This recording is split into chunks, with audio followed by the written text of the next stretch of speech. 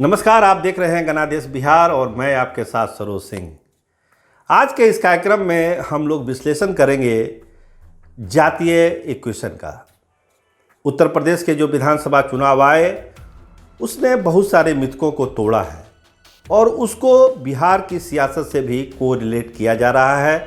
जो राजनीतिक विश्लेषक हैं, जो डेटा एनालिसिस करते हैं और जो मंथन करते हैं चीज़ों का, जातीय समीकरणों का, सामाजिक समीकरणों का और सोशल इंजीनियरिंग का काम करते हैं, उनके मन में बहुत सारे सवाल अब उठ रहे हैं क्या कि यूपी का जो वोटिंग पैटर्न है वो बिहार में क्या फॉलो होगा। देखिए, आपको बताएं कि जो चुनावी नतीजे आए हैं यूपी के, उसमें अप्रत्याशित रूप से सवर्ण विधायकों की संख्या काफ़ी ज़्यादा है।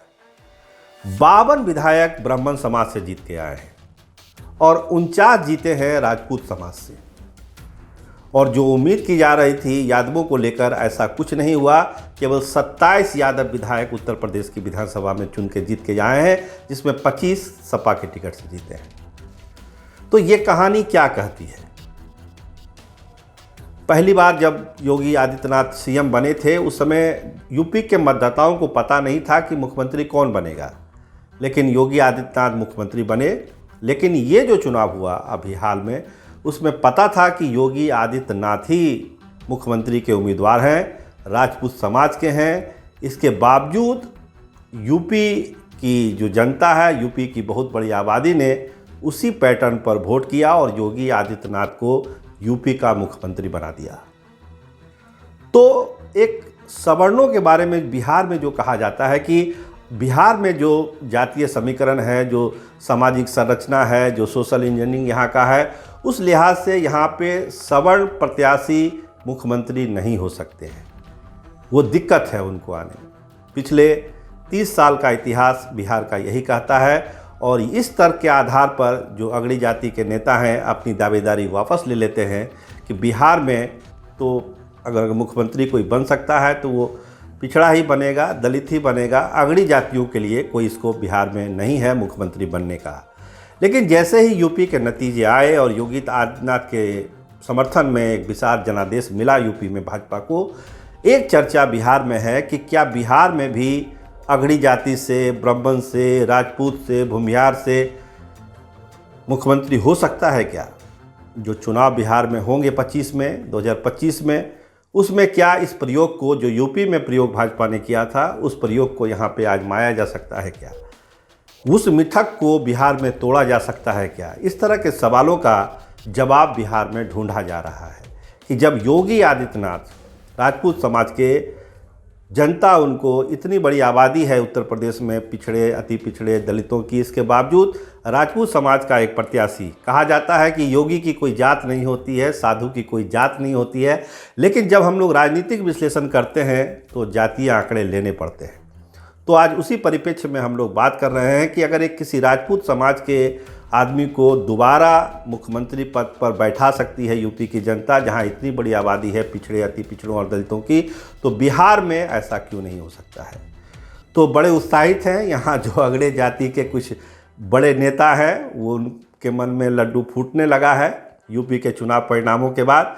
क्या होगा 25 में, अभी बहुत समय है, लेकिन इस लाइन पर मंथन शुरू है कि यूपी के प्रयोग को बिहार में दोहराया जाए। आइए देखिए, पहले यूपी के आंकड़े हम आपको बताते हैं कि आखिर यूपी में हुआ क्या।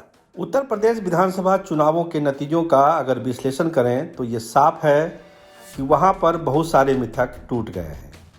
यूपी में हर चौथा एमएलए या तो ठाकुर है या ब्राह्मण।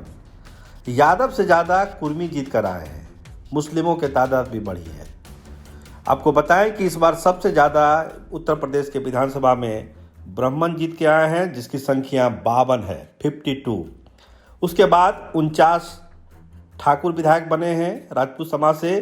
तीसरे नंबर पर कुर्मी हैं, जिनके 41 विधायक हैं, और चौथे नंबर पर मुस्लिम हैं, जिनके 34 विधायक हैं।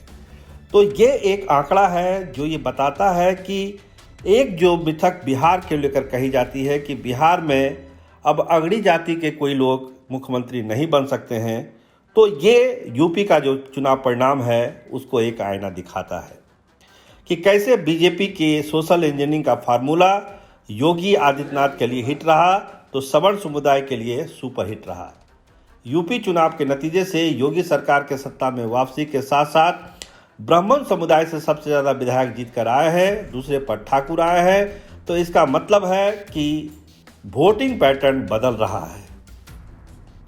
आपको बताएं कि जो 403 सीटें हैं यूपी की, उसमें ब्राह्मण विधायक की संख्या 52 है और उसमें 46 जो है वो बीजेपी से जीत कर आए हैं, 5 सपा और 1 कांग्रेस से जीत कर आए हैं। ऐसे ही 49 जो विधायक ठाकुर समाज से जीत कर आए हैं, उसमें बीजेपी गठबंधन से 43, सपा से 4, बसपा से 1 और जनसत्ता पार्टी से राजा भैया खुद जीत कर आए हैं। तो ये तो कहानी है राजपूतों और ब्राह्मणों की। अगर ओबीसी की बात करें तो कुर्मी समुदाय से बहुत सारे विधायक चुने गए हैं। ओबीसी में उनकी आबादी यादव समुदाय से कम है, फिर भी विधायक ज़्यादा चुन के आए हैं। सूबे में 41 कुर्मी विधायक जीते हैं, जिनमें 27 बीजेपी गठबंधन से, 13 सपा से और 1 कांग्रेस पार्टी से जीतकर सदन में पहुंचे हैं। यादवों की बात करें, जिस पर सबकी नज़र थी, तो केवल 27 लोग ही जीत कर आए हैं, यानी 27 विधायक जीते हैं यादव समुदाय से, जिसमें 24 सपा से, 3 बीजेपी से जीत कर आए हैं। तो ये कहानी क्या कहती है? ये कहानी कहती है कि इस लाइन पर अब चलना बेमानी है कि जहाँ पर पिछड़े, अति पिछड़े दलितों की आबादी ज़्यादा है, वहाँ पर सवर्ण जातियों के लिए पहले ही कुर्सी पाने का स्कोप ना के बराबर है।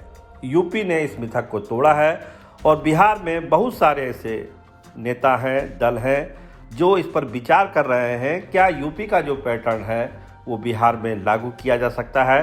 तो खैर, चुनावों में भी विलंब है, लेकिन एक मंथन जो होता है वो चलना शुरू हो गया है कि आखिर इस ट्रेंड को कैसे बदला जाए। तो आपने देखा और समझा कि क्या है इक्वेशन, जातीय इक्वेशन यूपी का रहा इस चुनाव में, और इस इक्वेशन को एक आधार बिहार में बनाने की भी कोशिश हो रही है। क्या होगा ये तो आने वाला वक्त बताएगा, लेकिन एक जो मिथक था कि बिहार में अब सवर्ण जाति का कोई मुख्यमंत्री नहीं बन सकता है, वो मिथक यूपी ने तोड़ा है और बिहार में भी इसको तोड़ने की कोशिश शुरू हो गई है। कैमरामैन रामनंदन के साथ मैं सरोज सिंह, धन्यवाद, नमस्कार।